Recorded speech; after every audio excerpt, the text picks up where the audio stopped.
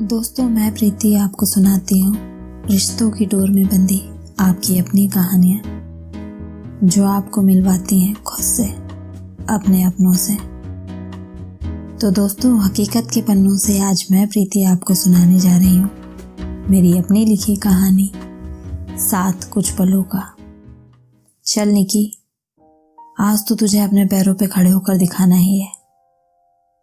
तो तुम तैयार हो? हाँ, मैं तैयार हूँ। अरे निकी जी, आप तैयार हो गई? तो चलें, वरना इंटरव्यू खत्म हो जाएगा और हम यहीं रह जाएंगे। मैं तैयार हूँ संजना, चलो। अच्छा संजना, मैं ठीक तो लग रही हूँ ना? आज मेरा सिलेक्शन हो जाएगा ना?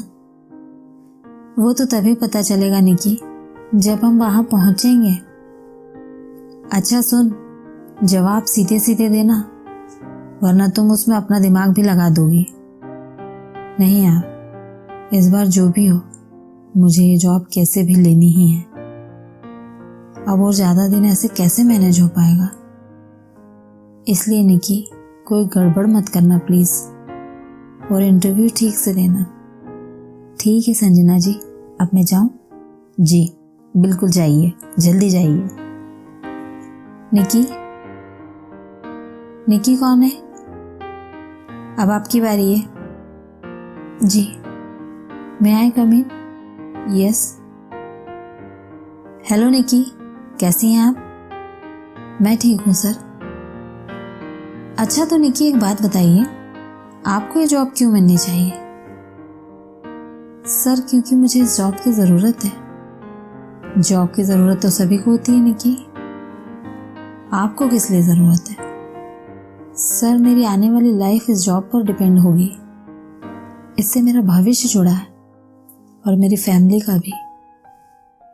सपोज अगर आपको ये जॉब नहीं मिल पाए तो फिर आप क्या करोगी?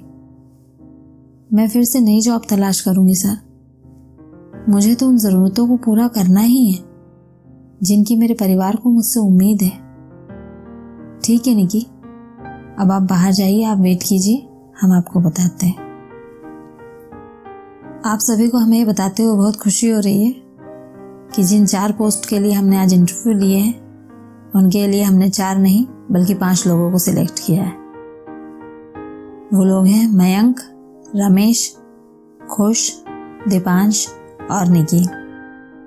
आप सभी को ऑल द बेस्ट, कॉन्ग्रेचुलेशंस, और हम उम्मीद करेंगे कि आप बहुत ही बेहतर परफॉर्मेंस देंगे। जी sir, thank you so much sir, good luck. Sanjana, guess what, मुझे ये जॉब मिल गई। अरे वाह निक्की, आज तो तुमने बाजी ही मार ली। बस यार, मेरे दिमाग में एक ही बात थी, चिंटू और मोना के लिए कुछ कर सकूं। निक्की इस जॉब के मिलने से बहुत खुश थी। हालांकि उसकी ये खुशी बहुत ज़्यादा दिनों के लिए नहीं थी।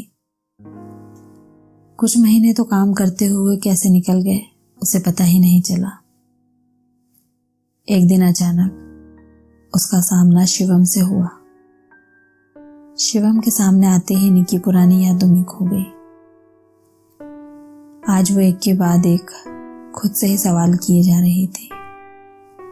निकी सोच रही थी, क्या सही में मैं ही गलत थी, या शिवम मेरे साथ लाइफ में आगे बढ़ना ही नहीं चाह रहा था?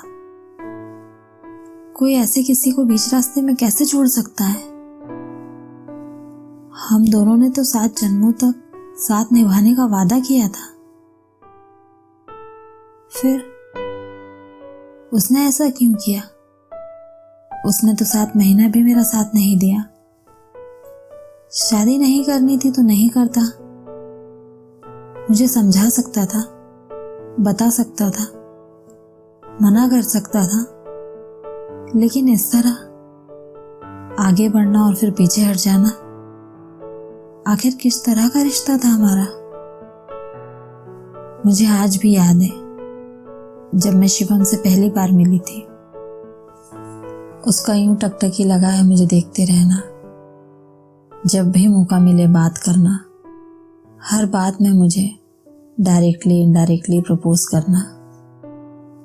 जब तक मैंने हाँ नहीं की थी तब तक तो सब ठीक था, और जैसे ही मैंने उसके प्रपोजल को एक्सेप्ट किया, उसका तो रंग ही बदल गया।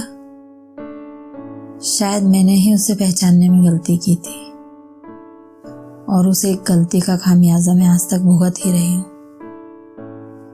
शिवम ने मुझे ऐसे यूज किया जैसे टिश्यू पेपर। काम हो गया, अब फेंक दो। और मैं बेवकूफ उसे कब समझी, जब उसने मेरा विश्वास तोड़ दिया। जब तक मैं उस पर विश्वास करके उसे अपना तन मन सब कुछ दे चुकी थी। अच्छा ही हुआ कि मेरा कोई परिवार नहीं था। अगर होता तो उन्हें शर्मिंदगी के अलावा कुछ नहीं मिलता, क्योंकि मेरी वो एक गलती पूरे परिवार का सर शर्म से झुका देती। आज भी मैं ऐसी कई लड़कियों को देखती हूँ जो कुछ पल या कहें कुछ समय के लिए जाने अनजाने लाइफ में कभी न सुधारे जाने वाली ऐसी गलती कर ही बैठती हैं। मैंने अपनी गलती को सुधारने के लिए उन 2 मासूम बच्चों को परिवार देने की एक कोशिश की, लेकिन एक बार फिर शिवम मेरे उस परिवार को बिखेरने के लिए वापस आ गया। आज शिवम का यूं वापस आना मुझे बहुत खल रहा है। कुछ भी हो, अब तो मैं हर मुमकिन कोशिश करूंगी कि जो मौका मुझे मिला है वो मेरे हाथ से कभी ना जाए। मुझे बस अब आगे बढ़ना है। अब कोई शिवम मुझे नहीं रोक पाएगा। मैं अपने बच्चों को एक अच्छी माँ बनकर उन्हें खूबसूरत और सुनहरा भविष्य दूंगी। कोई और बेटी मेरे जैसी परिस्थिति में ना हो, ऐसी कोशिश करूंगी। आज भी मैं कभी कभी सोचती हूँ, अगर मेरी माँ या बहन होती तो आज मैं यूं अकेली नहीं होती, क्योंकि मैं उस समय सही गलत की परख नहीं कर सकी। हाँ, लेकिन अब कर सकती हूँ। बस इतनी सी थी ये कहानी। दोस्तों, आपको मेरी कहानी पसंद आई हो तो मेरी कहानी को लाइक और शेयर ज़रूर करें, और अगर आप मेरी कहानी पहली बार सुन रहे हैं तो मेरे चैनल को सब्सक्राइब ज़रूर करें।